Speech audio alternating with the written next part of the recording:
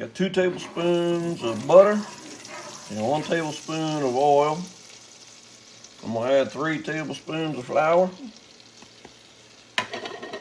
And I'm gonna keep stirring it continuously until it gets kind of a light brown color to cook the flour.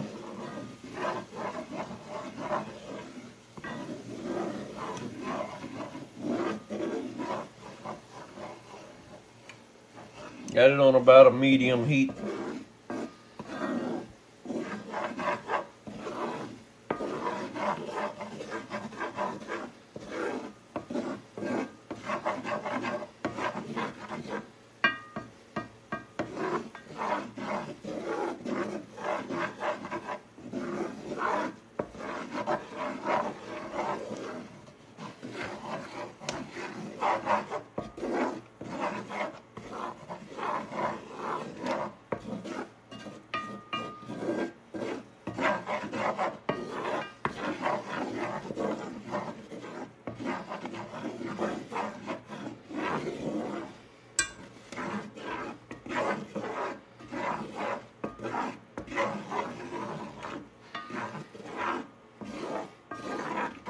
Now the flour's starting to get a light brown color. I'm going to add all of my seasonings in.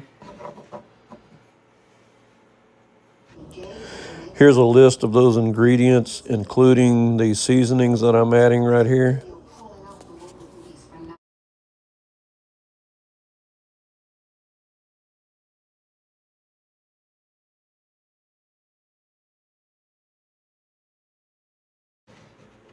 I'm going to keep stirring, mix them in with the roux.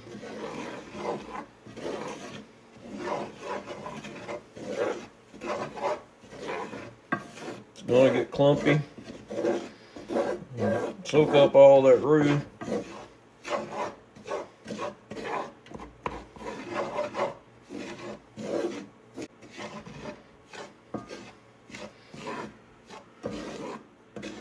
Now all the seasonings are hot, getting toasted, releasing their flavor. Now I'm going to add some chicken broth.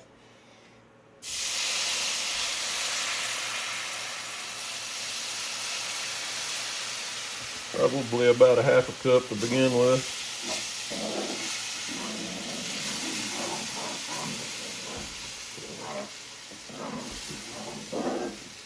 Stir to get that mixed up.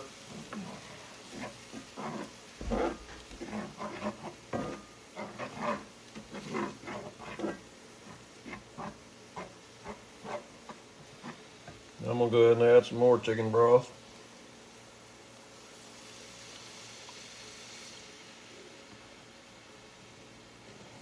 Add about a half a cup at a time.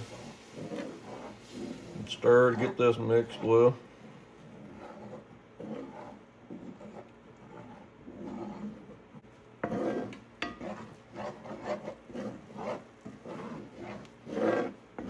Now that that's mixed well, I'm going to go ahead and add the rest of my chicken broth. This is about another 2 cups of chicken broth. I use a total of 3 cups of broth in this sauce.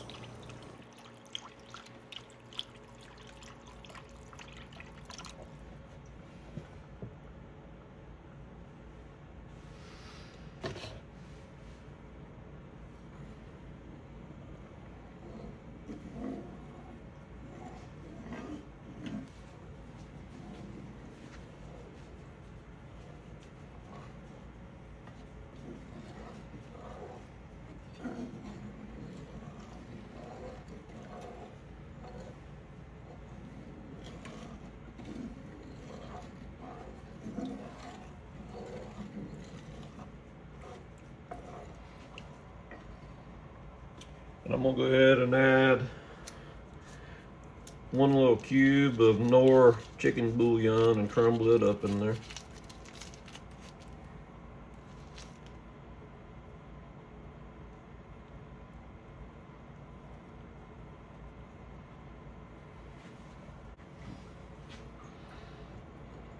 Now we're going to keep stirring.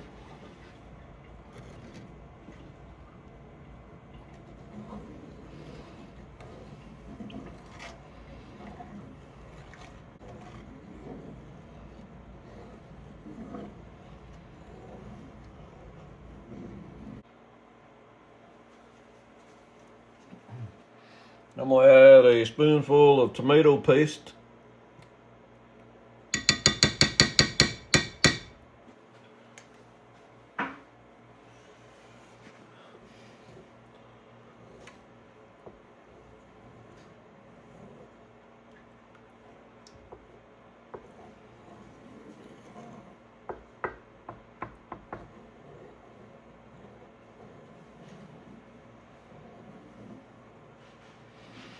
I'll keep stirring until that tomato paste is dissolved and mixed in with everything else real well.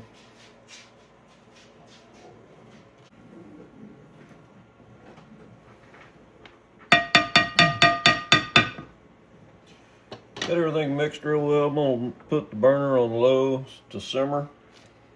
I'm going to put the lid over it. And just every few minutes we'll stir it just to make sure it keeps getting mixed up, and let it simmer for 15 to 20 minutes while stirring occasionally.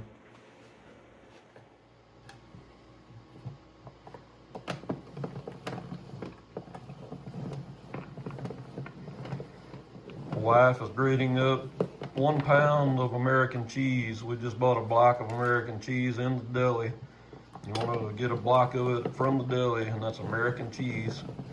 And grate it yourself. Don't buy that pre-grated stuff. This American cheese is the secret to a good cheese enchilada.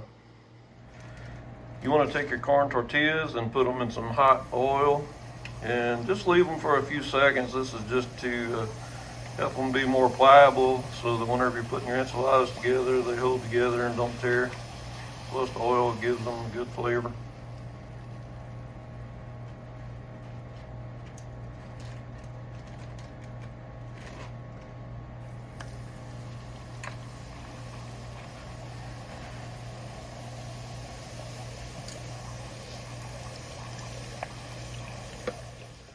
Okay, my enchilada sauce is still really hot, so I have put on my cotton gloves first, and then my little plastic gloves for cooking over those so that it doesn't burn my hands. Now I'm going to show you how we put our enchiladas together. I'll start off by putting a little bit of the sauce in the bottom of our pan. Our casserole pan is 9 by 13.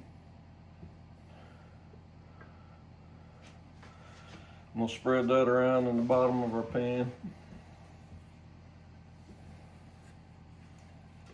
And you can make beef enchiladas if you'd rather have beef, but we didn't have any ground beef thawed out, so we're just making cheese enchiladas, which is actually my favorite anyway. So, what you do is take one of your flour tortillas that you put through the grease. We're going to run it through the sauce. I'm going to lay it in the pan. I'm going to grab me enough cheese to fill the inside of my enchilada. And then you're going to do the best you can to roll up your enchilada, which I'm not very good at. I'll roll it up and put it in place there in my pan. And this is an optional ingredient. If you like onion, which I do, you can take some chopped onion, diced onion, put a few diced onion on top of your enchiladas. You can put them inside too if you'd rather have them that way. But just keep doing the same thing. Run your tortilla through the sauce, lay it in your pan, get your grated American cheese, put it inside the tortilla, roll it up, put it in place. And just keep going until you get your pan filled up. We're going to come all the way across this way, and then I can put a couple here and a couple here running this way. And then we'll put it in the oven on 350 for probably about 20 minutes, basically just until the cheese is good and hot and everything's bubbly, and then it'll be ready to eat.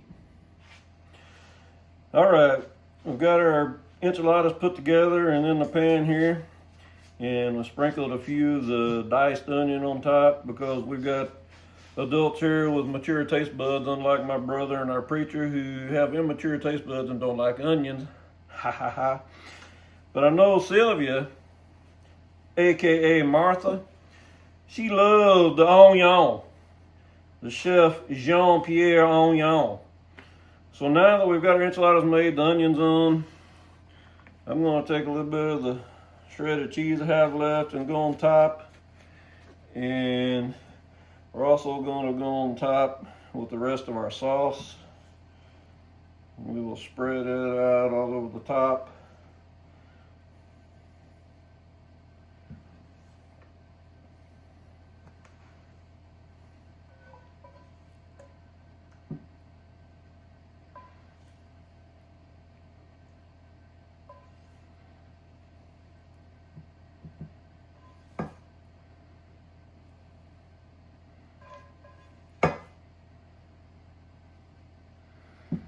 Alright, now finish up with the rest of this cheese. Remember, block American cheese from the deli and shred it yourself. It's going to give you the best cheese enchilada.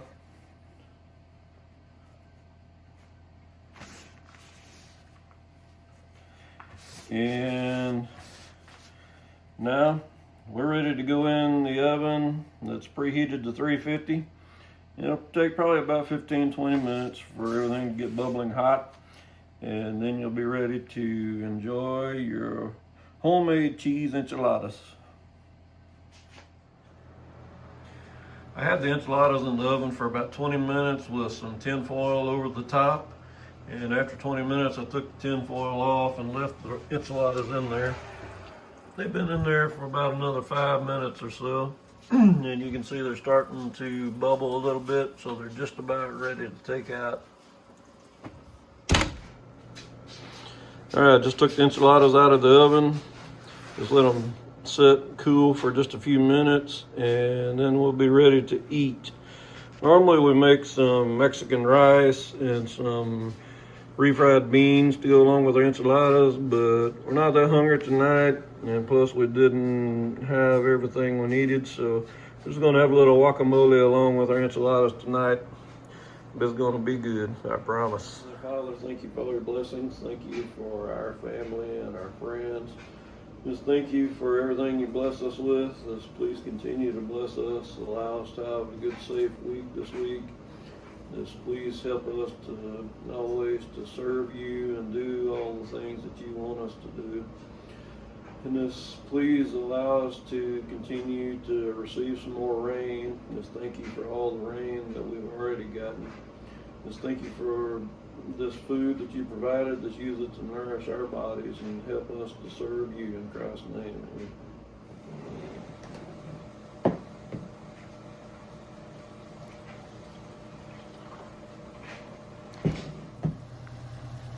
Get a little bonus feature in this video. I'm going to show you how to make good old southern sweet tea. Bring a little teapot.